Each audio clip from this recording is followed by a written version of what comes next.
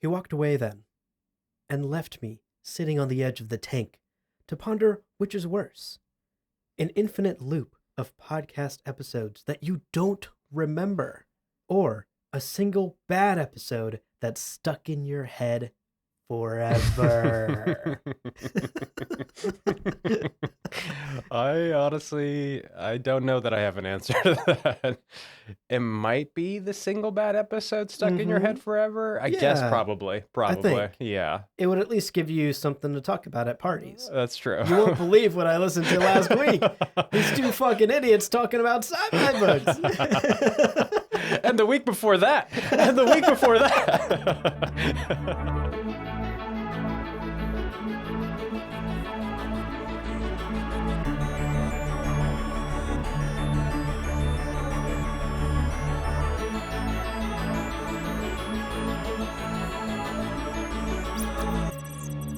Welcome to Science Fiction Book Club, a podcast for bookworms and stargazers, where in every episode we dive into the pages of our favorite science fiction novels to break down the big ideas, ask the nerdy questions, and maybe, just maybe, learn a little bit about ourselves along the way. I'm your host, Obssa, and as always with me is the one and only Abu. With his dap. I just dabbed on camera for you audio-only folks. That's right. Obssa, we're here to finish Mickey7! Indeed we are. This has been a long journey on Niflheim for us, I think. But we are You're not wrong. We are at Journey's End. We are reading the rest of the book today. Yep. I'm excited to get into it. Before we do, as always, folks, let's take care of some housekeeping. First and foremost, spoiler warning, today's easy. Make sure you've read Mickey7 by Edward Ashton in its entirety, start to finish. That's right. That's what we'll be talking about today. And as always, we encourage you to read along with us, share your thoughts, email us at sci-fi bookclubpod@loreparty.com, join the Patreon at patreon.com/sci-fi bookclubpod. We've got all sorts of reading guides there, discussion questions, bonus clips, bloopers, all the goodies. And it's also where you'll find our Discord, where we like to keep the nerdy sci-fi discussions going with fellow readers in the community. That's right. And all of those links are in the show notes below. So once you're done listening, go check all of that out. All right, Obssa, here's the game plan for today's episode. The same as all of our book club episodes. We'll begin by summarizing the chapters that were assigned for today's reading. Then we'll talk about some impressions of the book, at this point, the entirety of the book. And finally, we will wrap up today's conversation by diving deep into our sci-fi analysis and talking about some big ideas that we want to dig into. So, folks, before we get into all of that, let's take a quick break. Don't go anywhere. When we come back, we are finishing up Mickey7 by Edward Ashton. Welcome back, listeners. Let's start with our brief summary of the chapters 18 through 27, the last chapters of this book. In chapter 18, Kat confronts Mickey7 about being a multiple. Uh-oh. But despite her revulsion, it doesn't seem like she'll rat him out to Marshall. Okay. Mickey7 returns to his bunk, only to find Mickey8 and Nasha in bed, and one thing leads to another, and we've got our threesome. This whole book has been leading up to it. We're here. Yeah. We've had it. They enjoy a post-threesome cuddle, but Kat shows up. And this is the last straw for her. She runs off to tell security. Gross. Threesomes. That's the straw that broke her back. Of course, at that point, security goons show up and arrest both the Mickeys and Nasha. That's right. Okay, chapter 19, folks. We flash back to the early days of the mission as the crew makes landfall on Niflheim, and we're told about this series of horrific medical experiments that Mickey has to undergo.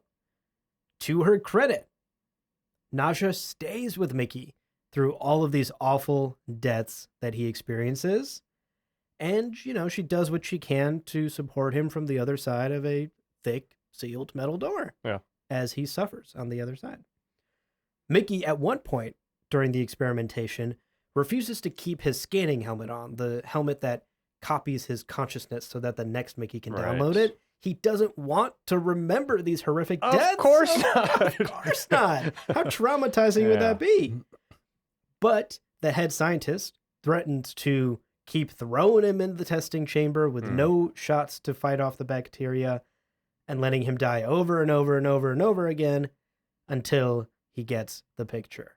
Quote, "He walked away then and left me sitting naked on the edge of the tank to ponder which is worse, an infinite loop of torment that you don't remember a bit of, or a single bad death that's stuck in your head forever." Oof. A tough one. Yeah.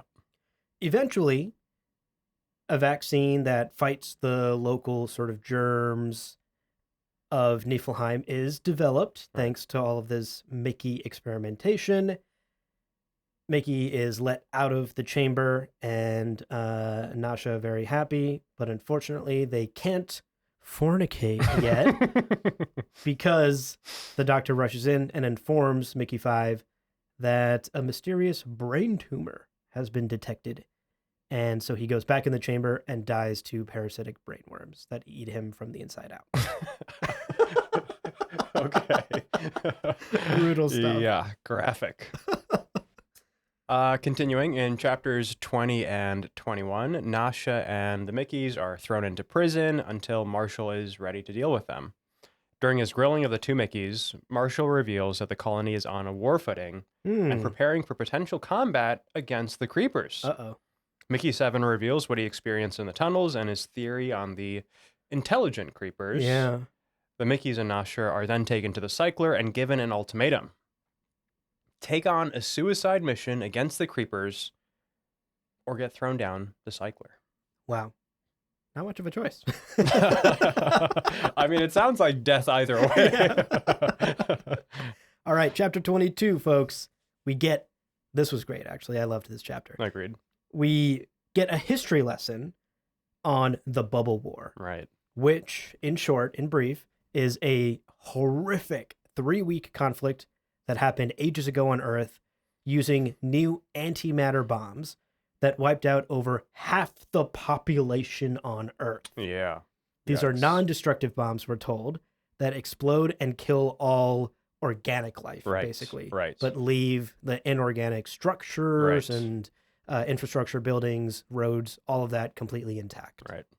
Just 20 years after this horrific war, after the Bubble War, the first colony ship was launched, and humanity has basically been running away from that possibility of self-annihilation ever since.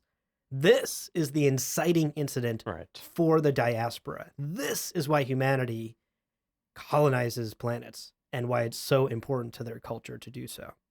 Honestly, I really satisfying. That really was satisfying. really satisfying. Yeah. I was a big fan of this. In a dark note at the end of this chapter, it's actually hinted that Earth itself might be destroyed at this point, and the only reason humanity is even still alive is because the diaspora pushed humanity to colonize and expand in order to avoid extinction. Right. Quote, "It was clear to those people that if humanity stayed in one place, we'd eventually kill one another, and they were almost certainly right. Nobody has heard a peep out of old Earth in over 600 years." End quote. 100% we killed ourselves. There's not a chance. They were absolutely right to leave. They were. All right. Well, moving on. In chapter 23, both Mickeys return to the tunnels that Seven fell into with antimatter bombs strapped to their backs. Hello. All right. Mickey7 is, of course, hesitant about committing effectively genocide, against the creepers who, we'll remember, saved his life. But 8 is all gung-ho about completing the mission. No hesitation, no doubts. He's in. Yep. They end up splitting up, and after some time, 8 is killed. I would say R.I.P., but how much do we care?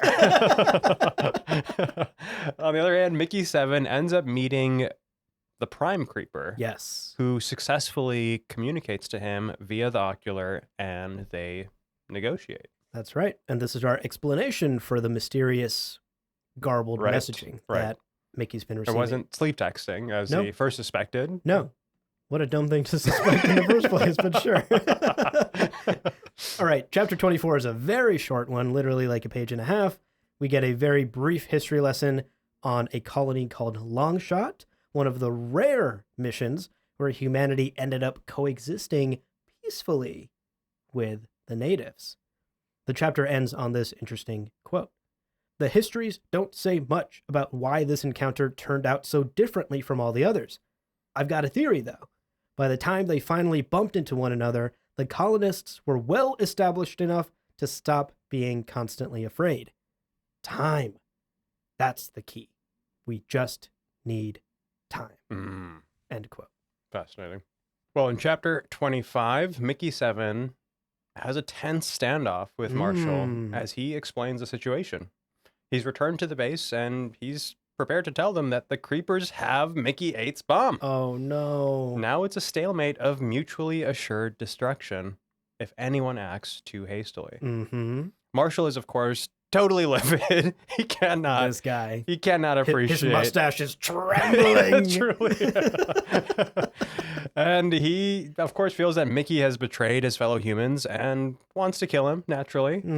But Mickey makes the strong case that he's their only liaison with the creepers, and keeping him around assures peaceful negotiations. Fair point. Later, Mickey reveals to Nasha that he just kind of winged it with the negotiations, and the language culture barrier was too tough to actually get too much across. But the creepers have promised to leave the humans alone as long as they stay away from their tunnels. But who knows how long that'll last. Yeah. Or what their definition of leave us alone is. That's right. You know, there's like huge language and culture barriers. Absolutely. Here. Mickey did his best. Okay. Last two chapters. This fucking book wouldn't be complete unless we had yet again another goddamn meeting with Marshall in his office. It's just so necessary, though. It's so necessary to constantly keep on going back to it's Marshall's the rule of office. threes, okay? We need another one. Okay, chapter 26 is a meeting with Marshall. This one is different, though. Instead of being grilled, Mickey at this point basically says, fuck you to the commander and quits his role as expendable. Mic drop. This is an unprecedented resignation. Yeah. No one in the history of Expendables has ever retired from the job. There is no retirement package. Retirement. That's right. Mickey is the first. Yeah. He will no longer be the expendable on the Drakkar mission. We then end the book on chapter 27 as things are looking brighter for the colony. Literally, the temperature is getting warmer. The sun is out. The ice is melting. Yeah. Things are warming up. The colonists have also begun to overcome their like food and resource shortages that they were struggling with at the start. And there has been peace with the creepers. No other incidents have occurred. So things are looking up. Mickey in this chapter at the end of the book here takes Nasha out to a hiding spot. And this is where he reveals to her that he's been bluffing this whole time. Of course he has. The creepers don't actually have an antimatter bomb. He just hid it in the woods here. And he's just been bluffing with Marshall this entire time. Yeah. And his sort of like, Nasha's like, what's your plan? What's the long-term goal plan? What that? Mickey's genius plan is to basically keep this bluff going until Marshall dies at some point, and then come out here, grab this bomb that he's hidden, and take it to whoever the new commander is, and pretend that the creepers have returned the bomb in some sort of gesture of goodwill.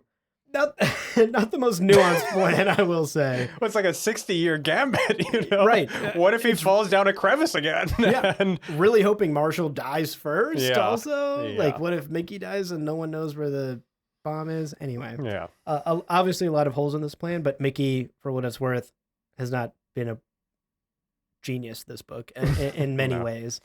So this is definitely on brand for him. He did somehow save them in the end. Yeah, with kind his of a actions, genius ploy with the buff. I guess, you know, but...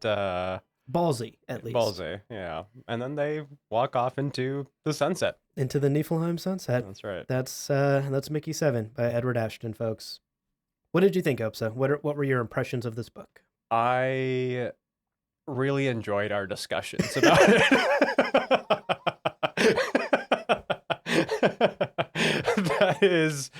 the highest praise I can give right in this moment. Sure. I think it obviously had a really strong, compelling central idea of the duplicates, essentially the multiples, and the question of identity that's raised by that, and how you make decisions when you are strapped for rations. Yep. As basically the two of them were the whole time. That's and right. was the main conflict that they experienced. Indeed. Yeah, I mean, I'll be brutally honest. I am glad to be done with this book. I think it had its high points. I also think it kind of failed to totally deliver on that really fascinating concept. Absolutely. I mean, there are a few characters that are introduced even kind of late in the book. Kat is the most notable of those, and ultimately feels like a pretty weak plot device. And Yep. I don't know that I have much more to say than that. She really has no independent drives or motivations, it Yeah. seems, than to be essentially the one to reveal the existence of the duplicate Mickeys. That's right. I'm also a little disappointed because, being one of the only other female characters in the book, she basically only serves as a minor love interest, if you could even call it that. Yeah, right. The love triangle didn't even like finish forming. They didn't yet. complete it. It's just 3 lines. It's poor geometry. Disconnected, just 3 floating lines. Exactly. Yeah. Yeah, I mean, on reflection, the book basically fails the Bechdel test, Truly. Truly, Yeah. Yeah. I will say I did laugh out loud at Marshall's rant at the 2 Mickeys, and I'll just quote it briefly. Oh yeah, this is great. Quote, "Set aside the fact that one of you should have gone back into the cycler the goddamn second that you realized that you'd become a multiple. For the love of all that's holy, Barnes, you were having relations with one another. You are a monster, and you're both going into the cycler." People are. I think it's really the threesome. It's the threesome that's not gotten the all multiple. of them. It's nothing to do with any of it but the threesome that gets them. Which, I mean, that's comedy. I don't. I need to know which war made threesomes Yes. outlawed in this culture. Yeah. Yeah. That's really what it feels like. You know, yeah. the hang up is like. Yeah, barely that was about the bubble butt multiple. war.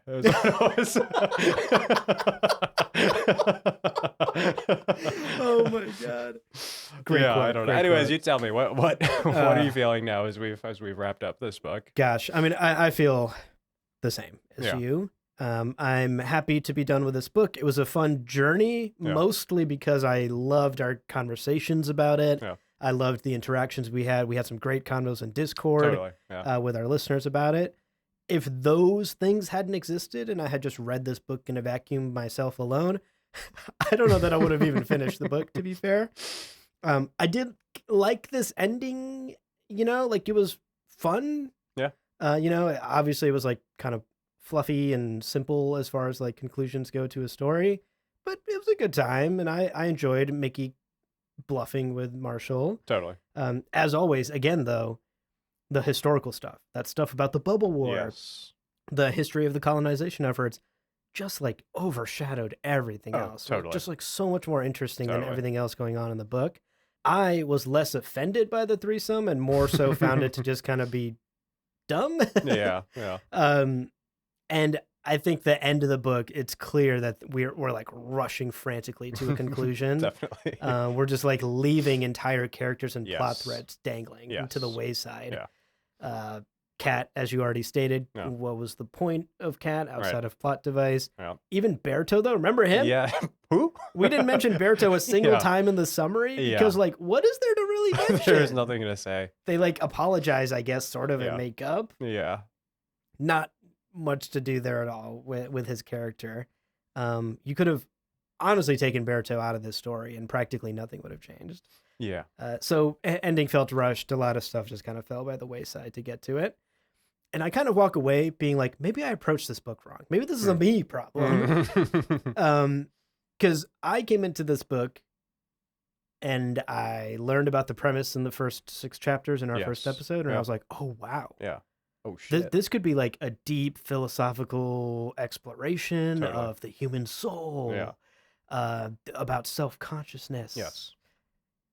It wasn't. It wasn't that. It wasn't that. No. It just kind of ended up being a very simple, lighthearted adventure story. Yeah. And maybe if I came into the book expecting a simple, lighthearted adventure story, I'd enjoy it more. Right. Because looking at it from that lens, I can appreciate that Ashton took what could have kind of been like an extremely simplistic and somewhat boring adventure he heightened it a bit with the philosophical layers on top. Yeah. A bit about the ship of Theseus, a little bit of Right. Kant Right. thrown in there. Yeah.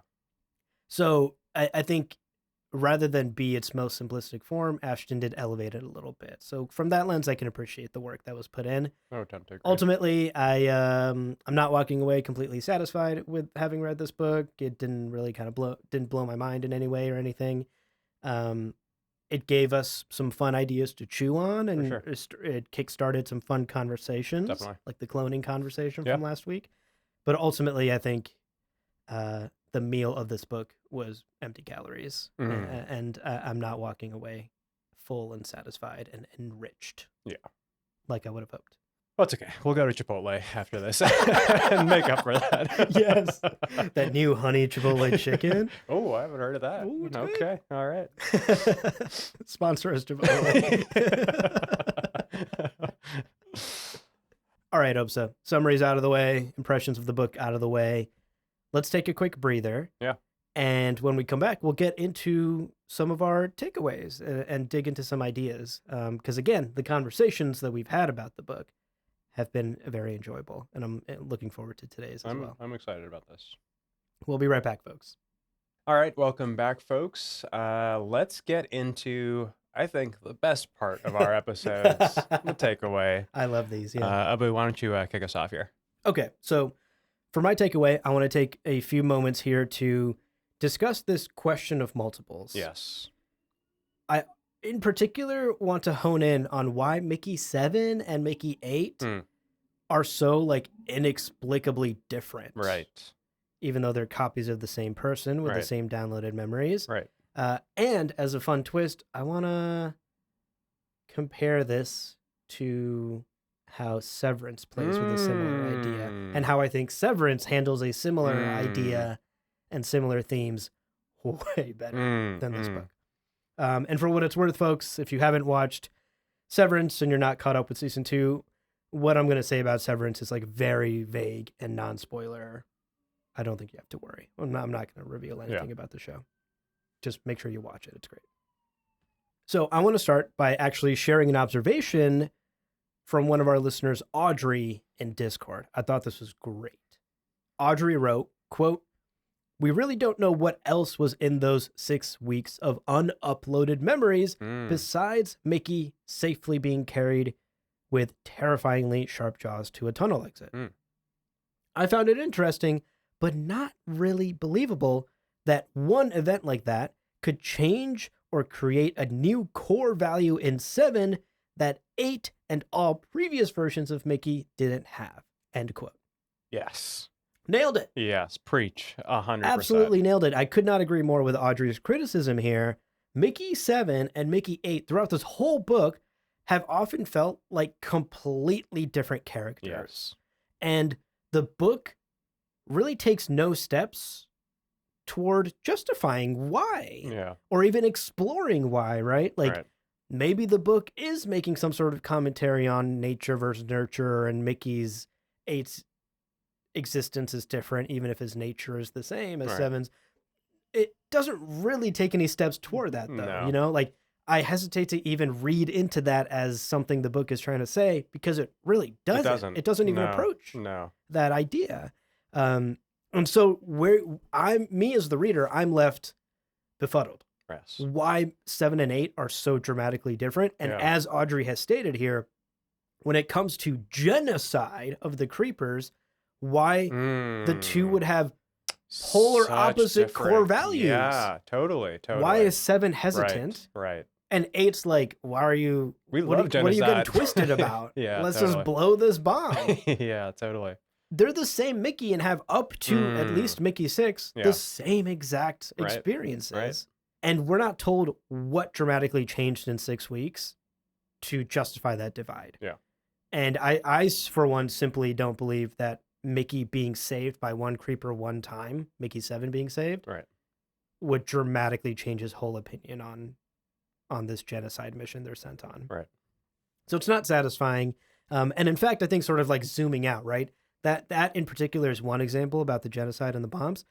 I think just zooming out, the book really fails to even explore this premise of multiples. Yeah. For all intents and purposes, they could just be twins. Like, there's nothing that actually That speaks makes to them them being. multiples, yeah. Yeah, totally. That's such a great point. Yeah. These two characters could just be like brothers. brothers. Yeah. You know, like we've honestly, like, besides the start of the book where it's like a thing they have to figure out, Yeah. they just like drop the whole fact. The book just kind of forgets the whole fact of Yeah. multiples, and which is really disappointing. There's so much depth there to mine. Oh, yeah, definitely. And the book does not mine it. Yeah. Even in the reading today, there's a moment where I was like, oh shit, here we go. Yeah. We're getting into it. Yeah. Because they're in prison. Yes. And Mickey7 tries to like grapple with this. Right. With his Right. very existence. Right. And he says to 8, quote, all the bits about immortality, that was all bullshit. This is it. The past 6 weeks are the only life I get, and the last few days are the only life you get. We're fucking mayflies. And when Marshall shoves us down the corpse hole, that's it for us. I don't care if he pulls 9 out of the tank or not, because even if he does, 9 won't be me. Boom. End quote. And I was like, Okay. let's go. We're doing it. We're finally doing the Yeah. philosophy. Uh-huh. We're having this character examine his whole life as Yes. and Give us the monologue. Let's hear it. I want to hear it. Where do you go next, Mickey? Where do you go next? and then Mickey 8 literally says, whatever. Yeah. Yes. So deep. What does he mean? That's the thing. What does he mean, though? Yeah, it's disappointing. I wanted to close the book at that point. Like we like approached it. We approached like actually getting into the premise of this book and then immediately backed off. Like almost like the book is like too afraid to actually say anything about its own premise. It's really disappointing. I think it ultimately, having now read the whole book cover to cover, right? I expressed this worry pretty early on that the book would do this. Now I can definitively say that the book utterly fails to do justice to its own incredibly fascinating premise. Yeah, that sucks. Such a good premise, and the book fails to take it anywhere, really. Outside of using it for gimmicks like love triangles and threesomes, it doesn't mine any of the actual depths of the concept. Right. And, you know, this is where Severance comes in. This is where I want to very briefly bring in Severance to wrap up my thoughts here. Folks, the best television show I've seen in years, Severance, takes a very similar concept to the nth degree and continuously blows your mind with the possibilities. The show tackles a similar idea. There's innies and outies in the show, one person with two consciousness. And there are some horrifying questions and themes tackled in the show about consciousness, about bodily autonomy, who has right to a body, about the ethics of this very technology. Totally. What is it used for? How is it used? What restrictions could be put on it? How could it be abused? Totally. Capitalism, the exploitation of workers. There's so much there. So much there. And this is why the Alan Manikova chapter was so interesting, because we're asking some of these questions. How can expendables be abused? What are the dangers? What restrictions should we put on it? Where are the loopholes? I mean, there's a lot. There's so many questions around this that just like don't exist in this book. Well, why would we touch those? Those are too interesting. So fascinating. Severance even puts its characters who are dealing with this issue of one body, two minds in like deeply uncomfortable situations that lead to poignant questions in a non-spoiler way. All I'll say is, like, for example, there's a moment where one character's wife kisses their innie, their alternate self, their alternate persona. And that's the moment where I paused and went, is that cheating? Yeah, totally. Yeah. And that's the question, and the characters are like, is this cheating though? Yeah, totally. And again, similar ideas here. Is Nasha cheating on Seven with 8? What is the threesome? None of them actually even tackle the emotional No. depth of even if you're going to have a threesome, there's still emotional baggage there. Seven was like kind of jealous throughout the book, and then he's like, fine. Yeah, it ends up being a half-page experience, basically. Yeah. And then nothing. There's no No. repercussions. There's no fallout. There's no Right. emotional depth there to plumb. You know, Yeah. it's just Nobody's asking these questions. No. Like, shouldn't Seven be more jealous? right. Shouldn't Seven, from the very start of the book, have been like protective of Nasha and been Yeah. like, hey, bro, like, Nasha's my girlfriend. I'm the one who's been dating her for 8 years. Right. None of that, you Yeah. know, like they're seemingly like really passe about it. And Yeah. so that's just one example. So there are many other Severance examples that, for sake of spoilers, I don't want to get into. But Severance takes this idea of like, what does it mean to have split personas Yeah. that share a body? Not exactly the same thing as an Expendable, but thematically, it Yeah. gets into many of the same ethical and moral dilemmas Totally. of having 2 copies of the same human. Yes. This book fails to get to that level of scrutiny and to get as interesting as something as incredible as Severance does. Yeah. And ultimately, that left me quite disappointed. I wanted more. Didn't we all? Yeah. So that's my takeaway. And I took a peek at your takeaway, and it seems like this dovetails quite nicely into Yeah. yours. So I'll hand the mic to you. What's a big idea you wanted to drill into? So yeah, if you were disappointed that we didn't get to explore some of the really rich depths of the thought experiment, kind of at the heart of this book, well, boy, do I have the takeaway for you. Let's go. Let's do it. So for my takeaway, I want to explore the teletransportation paradox that inspired Edward Ashton's short story Backup, and later, of course, Mickey7. Mm-hmm. As a side note, I am no longer going to say teletransportation and just Sure. say teleportation because it's 2025 and teletransportation is a mouthful. It's a mouthful, I will right? say. Who's got the time? Who's got the time? So, little backstory. Philosopher Derek Parfit first named and elaborated this thought experiment in his 1984 book, Reasons and Persons, which I incidentally bought last year and whoa. found myself totally consumed by for weeks. Oh, wow.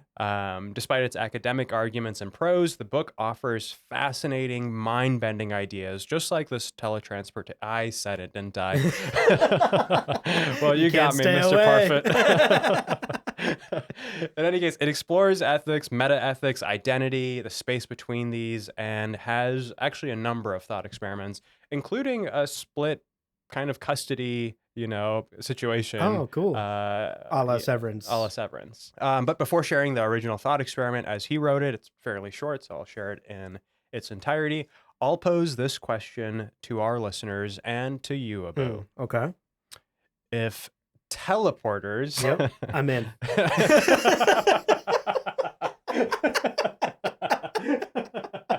I knew it.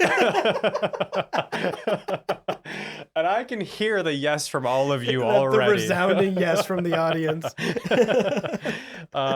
Sorry, continue. I'll ask it though. If teleporters became as commonplace as today's planes, trains, cars, subways, readily accessible and affordable, would you use one? No more daily commutes, Yep. the possibility of seeing loved ones in person at any moment, the freedom to experience parts of the world otherwise inaccessible in your lifetime. Would you embrace this tech? Absolutely. That raises a ton of questions for me, a ton of caveats. Is it safe? Yeah. Is it accessible? Yeah. Is it cheap? Is this a rich person only thing? Sure. A lot of questions around the tech. Yeah. But again, you've positioned it as being as commonplace as taking a train or a subway, Yeah. which I do take every day. So if it were that commonplace and I just swipe my Metro card and I get in the teleporter That's and right. I go work in my office in Singapore, Exactly.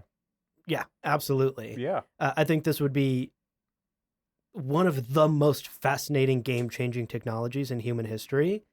And quite frankly, I'm curious if our readers have any recommendations for us. I've never read a sci-fi story that tackles the idea of how teleportation would fundamentally change Yeah. the landscape of human society. Totally. You know? Yeah. Like, internet globalized the world Yes. in a wild way. Yes. Teleportation Is next would make the level. world like meaningless. Yeah. If every country and every doorstep is just a blink away and one MetroCard swipe away. We're all citizens of the same of humanity. Do borders matter anymore? Exactly. Like what does sovereignty mean for countries? Yes, totally. A lot of fascinating sci-fi questions to be asked about teleporter technology. Yeah. But my answer is yes. If they were as safe and as commonplace as me taking the subway to work, I'd absolutely teleport. Yeah. And honestly, I've asked this question of a lot of people over the last year, and I will say every single person has answered likewise. And I think it's pretty intuitive, of course. Of course. It's like a universal yes. You know? All right, so now let's hear the paradox as Derek. I feel like you're about to explain to me why I should have said no. Let's get into it. Okay, let's do it. So as Parfit wrote about it, it's from chapter 10, What We Believe Ourselves to Be. Quote, I will say teletransporter in his, I'm going to be okay. All right.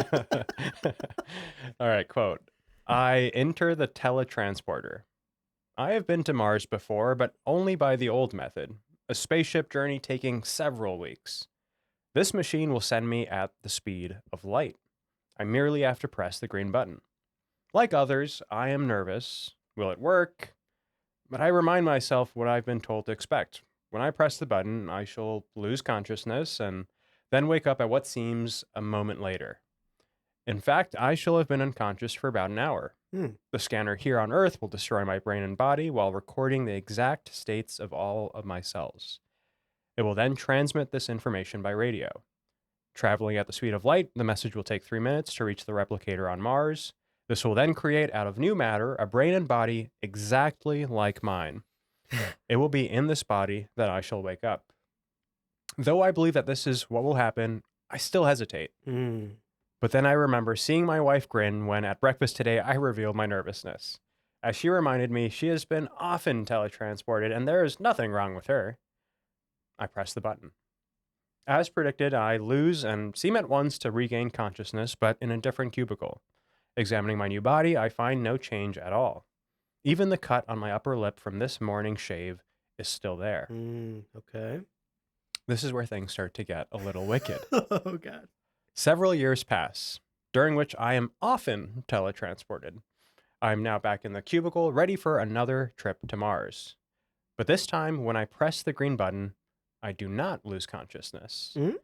There is a whirring sound, then silence. I leave the cubicle and say to the attendant, it's not working. What did I do wrong? It's working, he replies, handing me a printed card. This reads, the new scanner records your blueprint without destroying your brain and body. We hope that you will welcome the opportunities which this technical advance offers. The attendant tells me that I am one of the first people to use the new scanner. He adds that if I stay for an hour, I can use the intercom to see and talk to myself on Mars. Wait a minute, I reply. If I'm here, I can't also be on Mars. End quote. And this kind of messes with your mind a little bit. Oh my God. This reveals the paradox's essence. A teleporter that perfectly destroys and replicates your matter elsewhere seems, despite initial discomfort, to offer more pros than cons. Yeah. Yet the moment you perform the same procedure without destroying the original, suddenly it casts a new light on the procedure entirely. The question of identity becomes almost viscerally painful to grapple with. Yes. Our intuition simply wasn't designed to reconcile such conflicting states of being. So how does Parfit resolve the paradox? His argument isn't easy to unwind, but I'll try to shed some light on its core insights. One key lies in examining whether future you and present you share the same identity. And I'll ask that of you. Is your future self, Abu 2099, the same as Abu, whatever year you're listening to this episode? Yes. You would say yes, that they are identical, the same. You have the same identity today as you have 30 years from now. Well, I think as a person, I would have changed and grown given 90 years, whatever the math is, Yeah, sure. to 2099, 80, 50 years of Yeah. experience or whatever. Right. I think I would be a different person because of that experience. But I think, I guess the soul would still be me, a singular continuity. I would still be the same soul just 50 years from now. Yeah, that's a good answer. I think there's a lot of nuance in that. And I think for some, if you probe it deeply, you Yeah. might conclude perhaps not, that they're not identical. But as you said, Yeah. the future you certainly bears a relation to present you. Right. Like Some there's connection. absolutely some connection between the two of you. But of course, all the experiences in between the two will make future you different in countless ways. Oh, yeah. Making that identity similar, but not identical to your present No, one. no, no. Not identical. Which not I- one for one. Right. Certainly not. Much grayer. A little grayer. A little grayer. Hopefully I age like fine wine I and think so. much hotter. Yes, exactly. So let's hold that key in our minds. Okay. All right. A second key might best be understood through analogy. There's an ancient wisdom that you die twice. Once when your body perishes, and again when your name is spoken for the final time. Mm-hmm. And what does that teach us? That our identities also transcend our physical forms. Yeah. Our existence radiates into the minds, memories, behaviors, and thoughts of everyone we encounter. In a profound sense, we already exist as multiples. None of those replicas are perfectly identical to us, but we've already made peace with that regarding our future and present selves, of course. Right. There's a relationship between them. There is. Yeah. Those two keys together suggest a somewhat profound difference in our conventional understanding of ourselves. Uh-huh. We exist distributed across geography and time. The different versions of ourselves aren't exactly equivalent to the being we inhabit in this present moment, obviously. Right.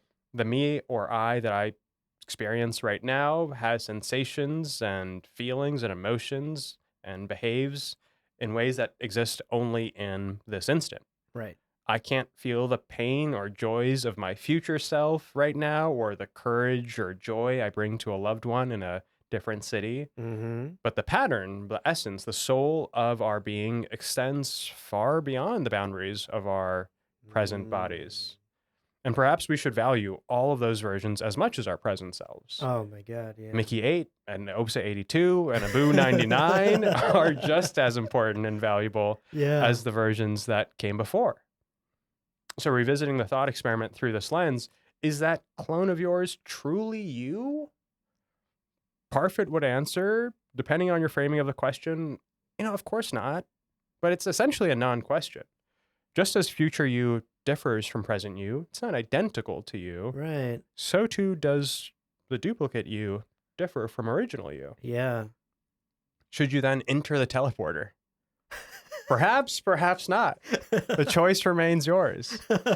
But if the question becomes whether the person who enters the teleporter is the same as the one who exits, I'll echo Mickey and Parfit and call bullshit. The same, however, applies to the person who goes to sleep and the one who wakes. Ooh. The uncomfortable or maybe encouraging truth, you're already being teleported one moment to the next and have been your entire life. Oh my God. Banger, Obssa. Holy shit. Yeah, it's pretty mind-bending when you think about it, Yeah.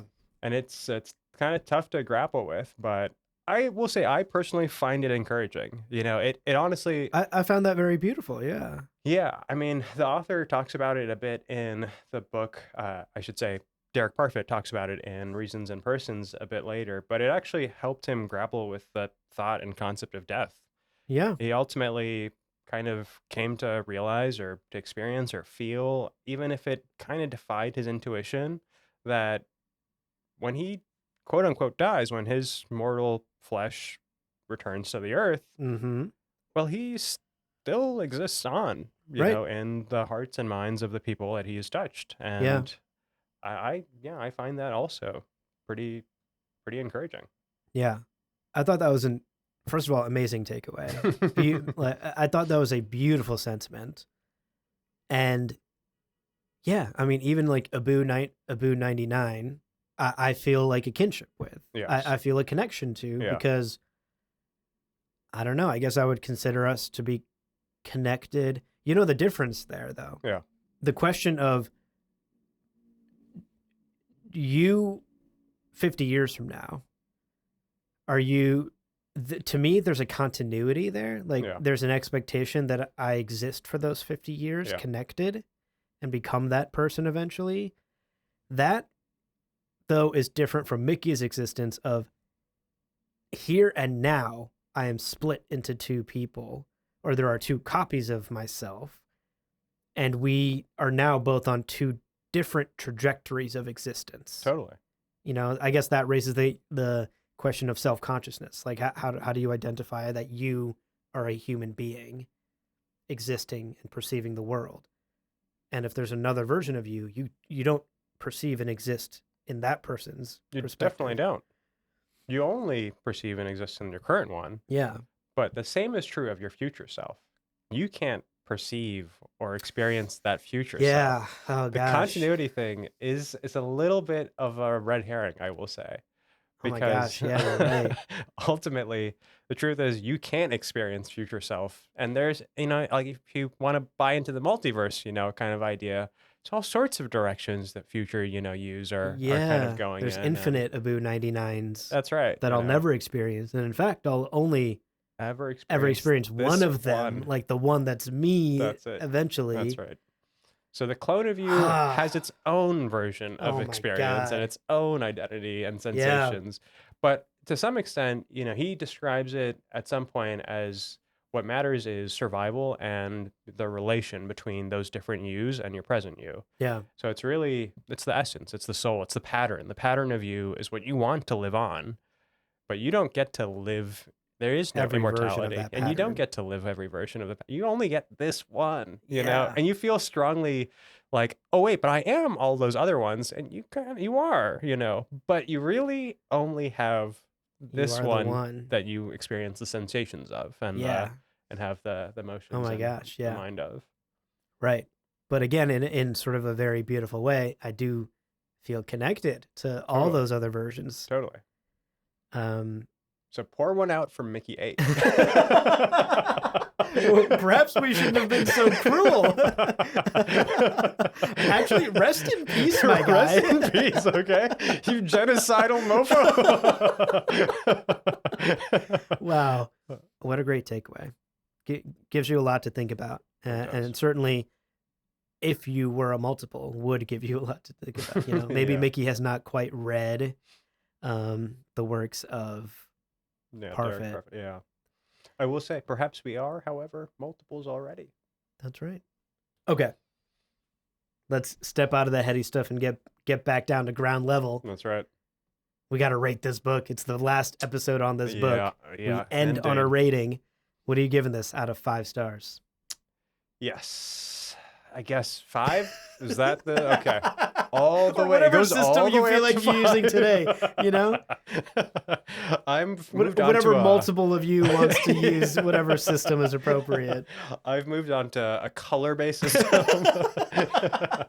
I'm feeling really purple about this.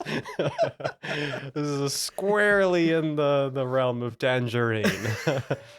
No. So again, this is obviously purely subjective and personal. I think plenty of people would find lots of things to enjoy in this book. We did find things, of course, that we liked. Yeah. And it was entertaining, certainly at times. Yeah. But if I had to rate this, I'd give it a 2.25 out of 5 antimatter bubble butt bombs. Much like the author, I definitely find the teleporter paradox, technically the teletransporter paradox, fascinating. Yeah. And the question of duplicates really perspective bending. Yes. But as a reader, I was a little disappointed.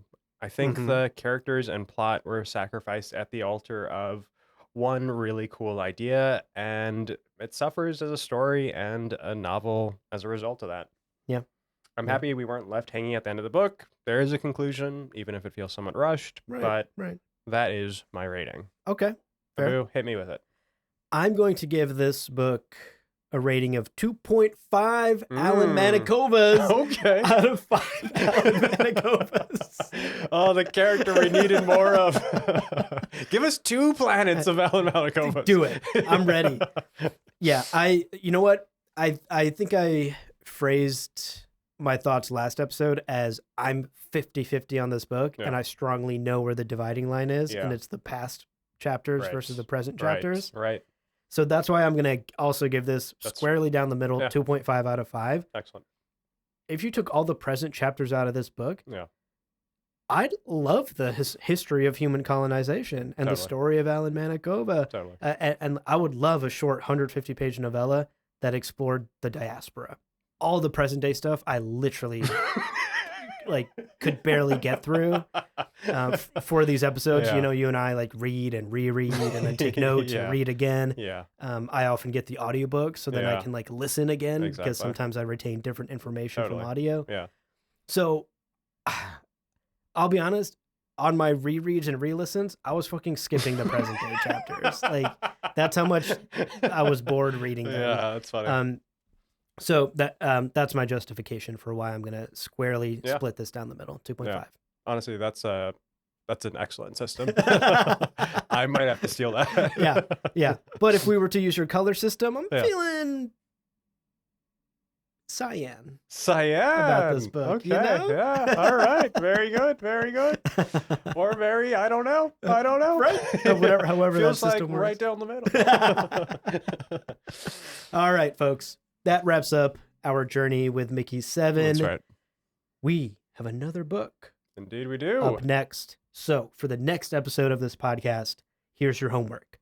Make sure that you have read chapters 1 through 4 of Artificial Condition by Martha Wells. Oh, yeah. That is book number 2 in the Murderbot Diaries. Excited for this one. I'm excited for this one.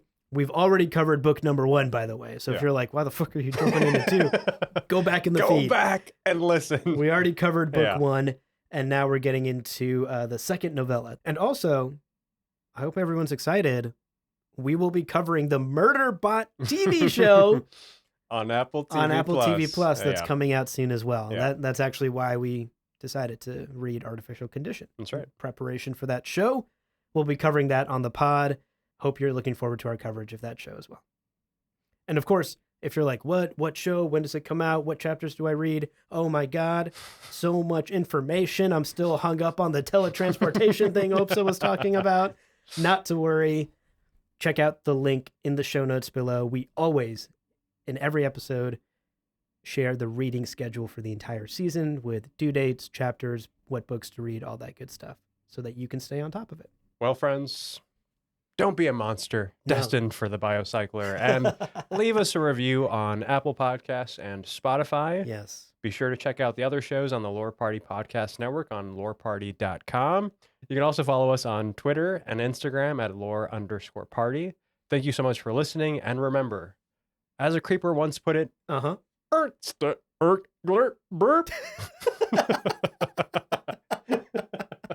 Can you stop sleep texting me, Obssa? Must contend with the teleporter. Parfait.